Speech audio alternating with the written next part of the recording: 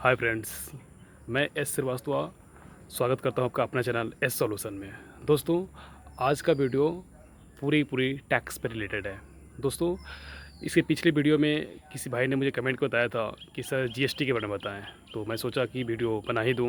दोस्तों, सारे प्रॉब्लम का एक ही सॉल्यूशन है, एस सॉल्यूशन।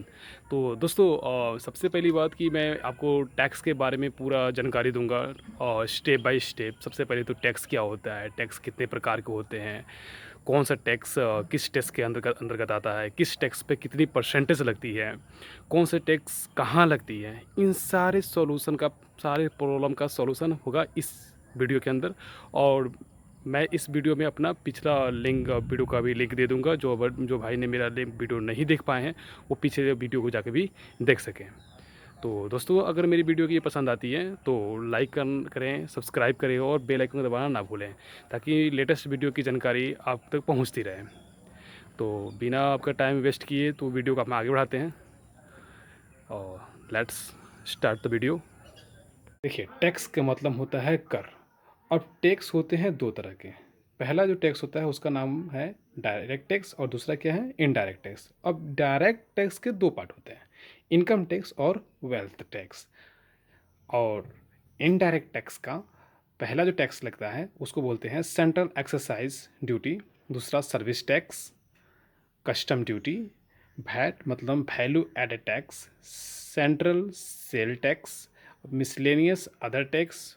अब नया में एक और जुड़ गया है, क्या, जीएसटी। तो दोस्तों, हम डायरेक्ट टैक्स और इनडायरेक्ट टैक्स का एक एग्जांपल से समझ लेते हैं कि क्या होता है डायरेक्ट टैक्स और इनडायरेक्ट टैक्स। तो दोस्तों, मैं आपके सामने एक प्रोफार्मा तैयार है। डायरेक्ट टैक्स का मतलब होता है प्रत्यक्ष कर और इनडायरेक्ट कर टैक्स का मतलब होता है अप्रत्यक्ष कर। तो सबसे पहले डायरेक्ट टैक्स का और इनडायरेक्ट टैक्स का मीनिंग समझते हैं। तो डायरेक्ट टैक्स का मीनिंग क्या होता है? Direct tax are the taxation in which the incidents and impact fall on the same person अनएसेसी। मतलब प्रत्यक्ष कर वे कर हैं जिसमें घटना और प्रभाव एक ही व्यक्ति पर निर्धारित होता है। और दूसरा इनडायरेक्ट टैक्स जो होता है वो indirect tax are the such type of where incidence and impact fall on two different person. मतलब ये अप्रत्यक्ष कर ऐसा कर होता है जिसमें हम दो अलग अलग व्यक्तियों पर प्रभाव डाल सकते हैं। और इसका नेचर ऑफ टैक्स क्या होता है? तो nature of tax, direct tax जो होता है, नेचर ऑफ टैक्स में डायरेक्ट टैक्स का मतलब होता है direct tax is possessive in nature. मतलब प्रत्यक्ष कर में प्राकृतिक प्रक्रिया होती है और वहीं इनडायरेक्ट टैक्स में प्रतिगामी प्रक्रिया होती है। तो ये दोस्तों, ये रहा हमारा डायरेक्ट टैक्स और इनडायरेक्ट का डिफरेंस, मतलब क्या होता है डायरेक्ट टैक्स और इनडायरेक्ट टैक्स। अब आगे हम पढ़ेंगे जीएसटी और जीएसटी के प्रकार देखेंगे। तो दोस्तों, जीएसटी का मतलब होता है गुड्स सर्विस टैक्स। अब गुड्स सर्विस टैक्स जो जीएसटी होता है उसके वो चार प्रकार के होते हैं। पहला जो होता है वो होता है सेंट्रल गुड्स सर्विस टैक्स, मतलब केंद्रीय माल एवं सेवा कर, इसको हम सीजीएसटी बोलते हैं। दूसरा होता है SGST, states goods service tax, राज्य माल एवं सेवा कर।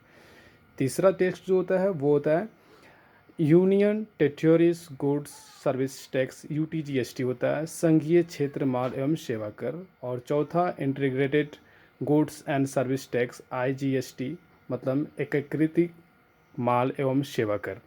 तो दोस्तों, ये सीजीएसटी और एसजीएसटी हमेशा लोकल पे लगेगा। जैसे एक ही राज्य में हम सामान खरीद रहे हैं और एक ही राज्य में सामानों को हम बेच रहे हैं, तो वहाँ पे हम सीजीएसटी और एसजीएसटी लगाएंगे। जैसे 18% लग रही है तो 9% सेंट्रल को चली जाएगी और 9% स्टेट गुड्स सर्विस को चली जाएगी। मतलब जब लोकल, मतलब जैसे मैं राजस्थान में सामान खरीदें और राजस्थान में सामान को बेचें, तो एक ही शहर में खरीदे, एक ही राज्य में खरीदे और एक ही राज्य में बेचे, तो वहाँ पे सीजीएसटी और एसजीएसटी लगेगा।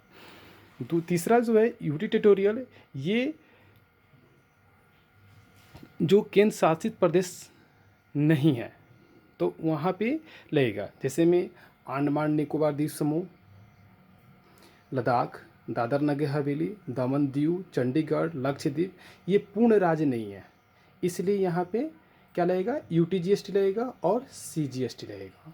क्योंकि ये जैसे दादर में कोई सामान बन रही है और दादर में कोई गुड्स बन रही है और वहाँ पे हम सामान खरीद रहे हैं और वहीं पे हम बेच रहे हैं, तो वहाँ पे ये पूर्ण राज्य नहीं। याद रखिए दोस्तों, जो पूर्ण राज्य नहीं है वहाँ पे यूटी जीएसटी लगता है, और जो पूर्ण राज्य होता है वहाँ पे सीजीएसटी और एसजीएसटी लगता है, और जो पूर्ण राज्य नहीं होता है वहाँ पे यूटी जीएसटी और सीजीएसटी लगता है।